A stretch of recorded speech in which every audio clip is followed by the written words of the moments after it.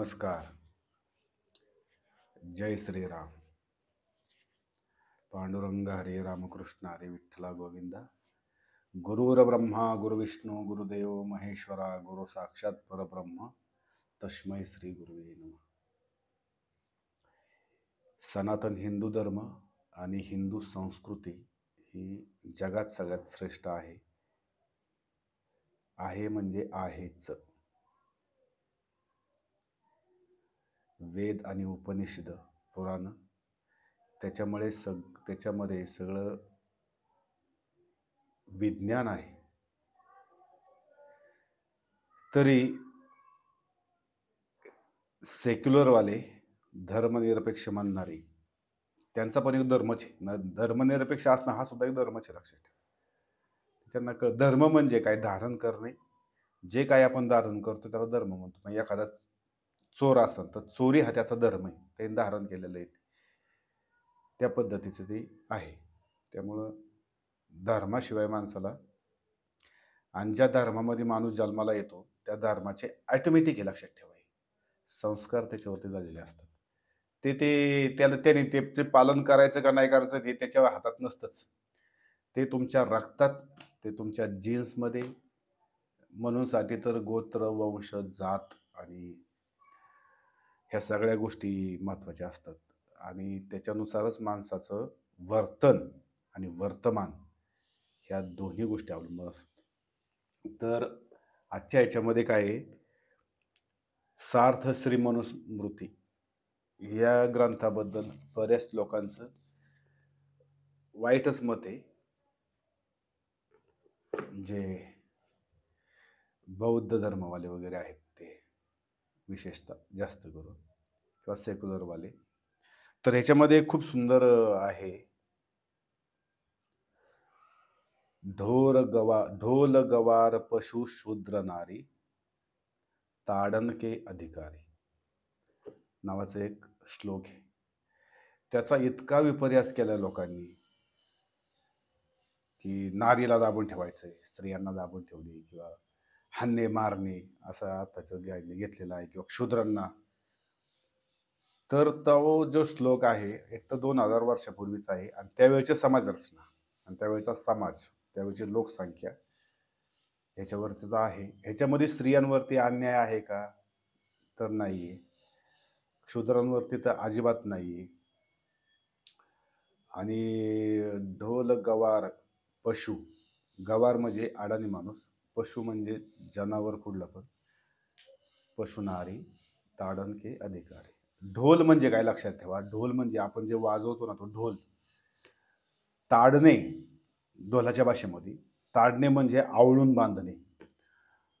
बऱ्याच लोकांना याचे अर्थ सांगता आले नाही, लक्षात ठेवा, उलगडता आले नाही. त्यामुळे ते सांगतोय मी तुम्हाला की ढोल हा जो असतो ना ढोल, हा ढोल जर उत्तम त्याच्यातून आवाज काढायचा असेल, लक्षात ठेवा, ढोलातून ढोल वाजवताना ढोलातून जर उत्तम आवाज काढायचा असेल तर त्याला रस्से असतात, दोरे असतात. त्यांनी त्याचे जे दोन्ही पानं असतात दोन्ही बाजूची ते खूप टाईट बांधावी लागतात आणि त्याला मध्ये सुद्धा पीळ द्यायला लागतो. म्हणजे तिथं ताडणचा अर्थ झाला ओढणे. ताडणे म्हणजे लांब करणे, ओढणे किंवा आवळून बांधणे. जसं ढोल हा चांगला आवळून बांधल्याशिवाय त्याच्यातून चांगला खणखणीत उत्तम आवाज निघत नाही, त्याच पद्धतीने एक खूप सुंदर वाक्य होतं, छडी लागे छम छम विद्या येई घम घम. तर जुनी म्हण होती आणि जुने शिक्षक बदड बदड बदडायचे विद्यार्थ्यांना. म्हणजे आम्ही पण प्रचंड मार खाल्लेला आहे शिक्षकांचा. आमचे आई वडील शिकलेले नव्हते, पण ते जाऊन सांगायचे शाळेमध्ये, हा ना ठोका याला, चांगला चोपून काढा म्हणजे याला, आणि शिकवा असं म्हणायचे. म्हणजे जो शिक्षक विद्यार्थ्याला मारतो छडीनी, याचा गैरअर्थ घेण्यात काही अर्थ नाही. हे त्या विद्यार्थ्यासाठी फार गरजेचं असतं. तर मीच खूप मंद विद्यार्थी होतो आमच्या शाळेतला, एकदम डांबरट, पण शिक्षकांनी हादून मारून ठोकून केलं तयार. तसं आहे ढोल हा तसाच आहे. ढोल गवार पशु शूद्र नारी. गवार म्हणजे अडाणी माणसाला सुद्धा बसायचं उठायचं ज्ञान नसतं, तर त्याला ते सांगावं लागतं समजून, त्याला ते हे करावं लागतं, असं कर तसं कर, हे समजून द्या. पशु म्हणजे जनावर, त्याला सुद्धा व्यसन घालावी लागते, लक्षात ठेवा. बैल आहे, रेडा आहे, मारतो ना. हत्ती आहे, हत्तीला पण आहे, लक्षात ठेवा. घोड्याला लगाम आहे, मग ही लगाम हे त्याचं ताडण आहे, लक्षात ठेवा. बैलाच्या नाकामध्ये नस लावत, व्यसन व्यसन त्याला म्हणतात, व्यसन घालतात. हेच ताडण आहे ना, दुसरं काय त्याच्यामध्ये. म्हणजे पशुला सुद्धा वळण लावायचं असेल, तर त्याला व्यसन घालावे लागते आणि व्यसन हे त्याचं व्यसन, व्यसन म्हणजे ते व्यसन नाही दारू प्यायचं वगैरे. व्यसन, व्यसन म्हणजे नाकातून दोरी घातली जाते अशी, कासरा त्याला लावला जातो, ओढलं की ते ह्या बाजूला आणि त्या बाजूला ओढलं की त्या बाजूला. कळलं ना? हां, तसं आहे. पशु, शूद्र, नारी. आता शूद्र म्हणजे कोण? तर ज्याचं वर्तन शूद्र आहे तो. आता ह्याच्यामध्ये जर वर्ण घ्यायचा असेल तरी सुद्धा काही हरकत नाहीये. शूद्र वर्ण जो आहे, पशु शूद्र नारी. शूद्र खरं तर शूद्र कुणाला मानलं जातं माहिती आहे का? मुळात. ज्याचे विचार दारिद्र्य शूद्र आहेत, तो शूद्र. पहिली गोष्ट म्हणजे आणि जातीव जरी वर्णावरती गेला, तरी शूद्र म्हणजे ब्राह्मण, क्षत्रिय, वैश्य आणि शूद्रमधला जरी शूद्र धरला, तरी त्याला सुद्धा ताडण देणे, त्याला सुद्धा समजून सांगणे, ह्या पद्धतीने ते आहे. नारी, शूद्र नारी, नारी सुद्धा तशीच आहे, लक्षात ठेवा. नारी म्हणजे स्त्री आणि स्त्रियांना सुद्धा काबूतच ठेवावं लागतं. जिच्या हाती पाळण्याची दोरी, ती जगतास उद्धारी. जगाची उद्धारी. म्हणजे पाळण्याची दोरी जिच्या हातामध्ये असते, ती जगतास उद्धारित असते. पण तिला सुद्धा वळण लावायची गरज का आहे? तर स्त्रिया ह्या अत्यंत संवेदनशील आणि भावनिक, भावुक असतात. आणि मनुस्मृतीप्रमाणे सुद्धा कामुक असतात. तर ते कामुकता ह्याला खरं सांगतो तुम्हाला, विषय फार मोठे आहेत, गंभीर आहेत. मला आता काही त्याच्यावरती सुचत नाही, मग इतकं कसं काय बोलायचं ते. कामुकता हा सुद्धा एक विषय आहे. तो केवळ स्त्रीशी संबंधित आहे, पुरुषाशी संबंधित. म्हणजे नर आणि मादीचे विचार करता मादीशी संबंधित आहे. खरंच लोक नावं ठेवतात, पण आता आता आलाय विषय तर बोलून जातो थोडक्यात. थोडक्यात बोलतो फक्त, की प्रत्येक याच्यावर जीवसृष्टीमध्ये जेवढा मादी आहे, त्या मादी कामुक होतात सुरुवातीला आणि मग कामुक झाल्यानंतरच नराबरोबर त्याचे संबंध होतात. जर मादी कामुक झाली नाही, त्याला थोडक्यात सांगतो, माझावर आली नाही, तर नर तिच्या वाट्याला जात नाही. हां, आता हे पुरुष म्हणजे माणूस हा एक असा प्राणी, वाह्यात प्राणी आहे. इडियट, मूर्ख, नालायक, नॉनसेन्स सगळा प्राणी हा माणूस आहे.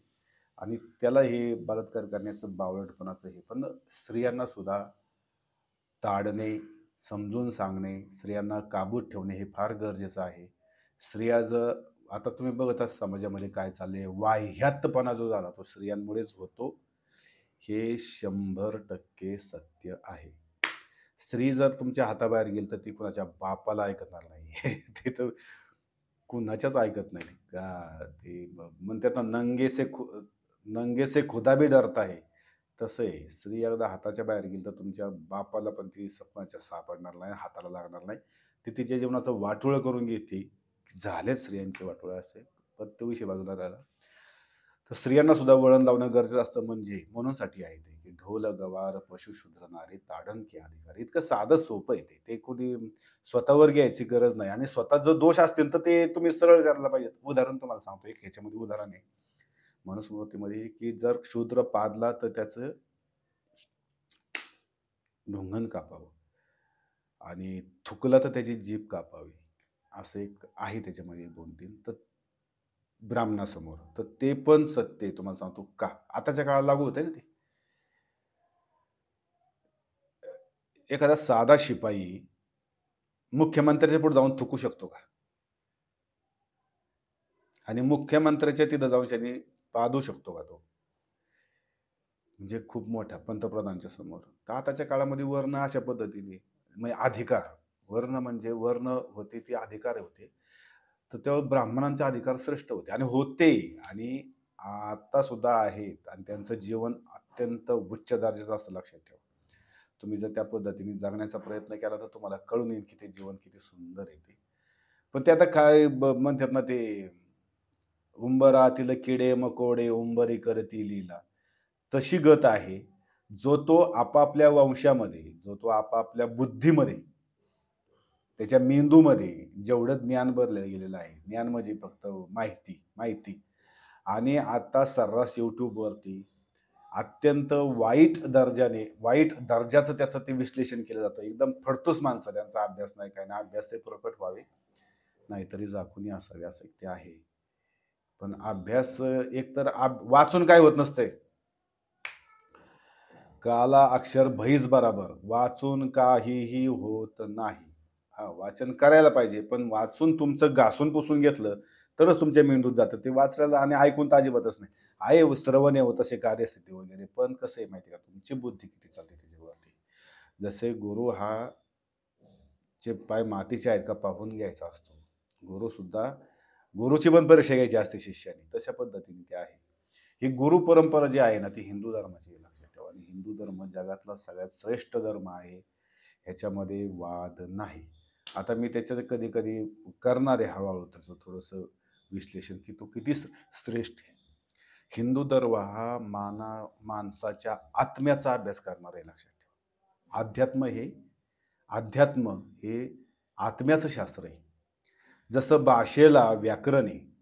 यम, नियम, आसन, सॉरी नाम, सर्वनाम, विशेषण, क्रियापद हे अष्टांग. जसं 8 अंग आहेत व्याकरणाची, तसं अष्टांग योग आहे जीवन जगण्याच्या पद्धतीचा. त्यातमध्ये यम, नियम, आसन, प्राणायाम, प्रत्याहार, ध्यान, धारणा आणि समाधी. ह्या 8 मार्गाने गेलं तर माणसाचं जीवन सफळ आणि सफल होतं, लक्षात ठेवा. म्हणजे त्या जगण्यात आनंद आहे. आनंद जीवन म्हणजे यम, नियम, आसन नाही, अष्टांग योगाच्या माध्यमातून जर गेलं तर त्याच्यामध्ये सगळं झालं ना तुमचं. वाईटाचा त्याग आला आणि सत्याचं सगळं धर्माचं पालन त्याच्यामध्ये आहे. आपण हा धर्मविषय फार गहन आहे आणि त्याचा अभ्यास इतक्या 1, 2 आणि 5 आणि 10 मिनिटात तो होत नसतो. काय आलं का लक्षात तुमच्या? आपण करू त्याचा हळूहळू, बरं का, की माणसांना समजल असं बोललं पाहिजे. पहिली गोष्ट, आता लोक असं म्हणायला लागले, की आता मुस्लिमांचे दर्गे पाडले तर खाली हिंदूंची देवळं निघतात आणि हिंदूंचे खोदला आणखी तर त्याच्या खाली बौद्धांचं निघतील, तर निघूही शकतील. त्याच्यात काय एवढं बाबा.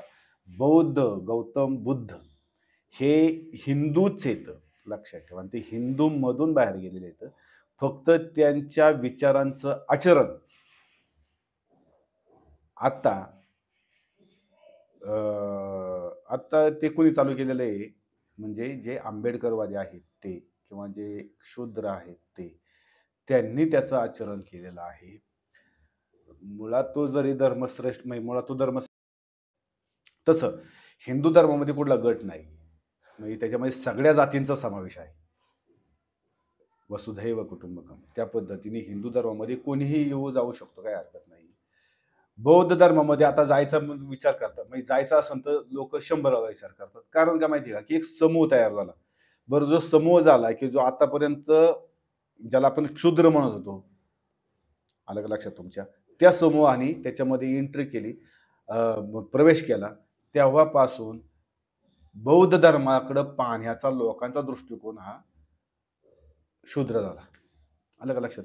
बरं, त्याच्यामध्ये जाणारे सुद्धा हुशार नाही गेले. जाणारे गेले ते सगळे नगाडच गेले. म्हणजे ते काही वाटेल ते बोलायला लागलेले आहेत. त्यामुळे ते पण चुकीचं आहे.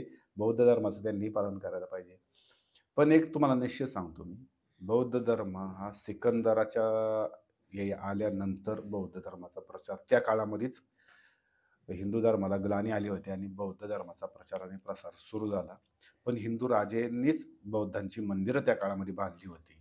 जसं आता सुद्धा मुख्यमंत्री होण्यासाठी आमदार होण्यासाठी लोक सगळ्यांची मतं कशी घेतो आणि मग एखाद्या जास्त समूह असणाऱ्या लोकांना प्राधान्य देतो, तशा पद्धतीने त्या काळामध्ये झालेले ते आपण करू त्याचा विचार.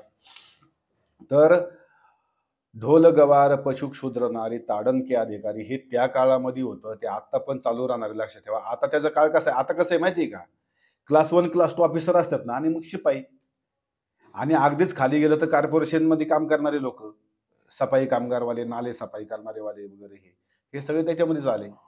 पण फरक असा आहे की राहणीमानाचा पण फरक पडतो शेवटी.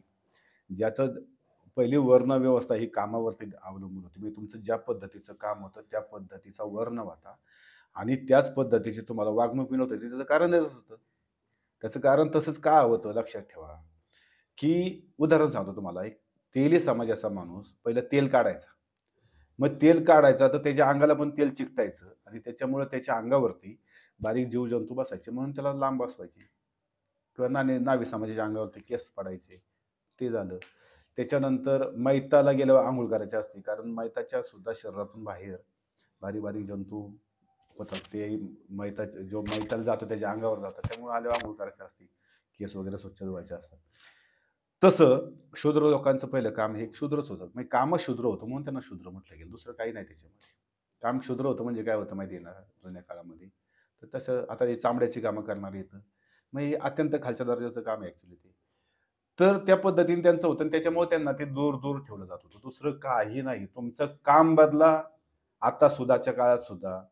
एखादा शिपाई असेल, अभ्यास केला, पास झाला आणि क्लास वन ऑफिसर झाला. बघा कुठल्या कुठे फरक पडतो लगेच.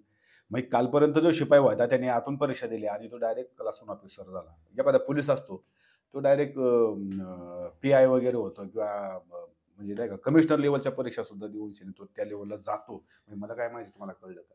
की तुमचं कर्मच तुमचा वर्ण ठरवत असतं. वर्ण म्हणजे काय? तर तुमची जीवन जगण्याची पद्धत म्हणजे तुमचा दर्जा ठरवत असतं ते. तुम्हाला कुठल्या दर्जात राहायचं ते.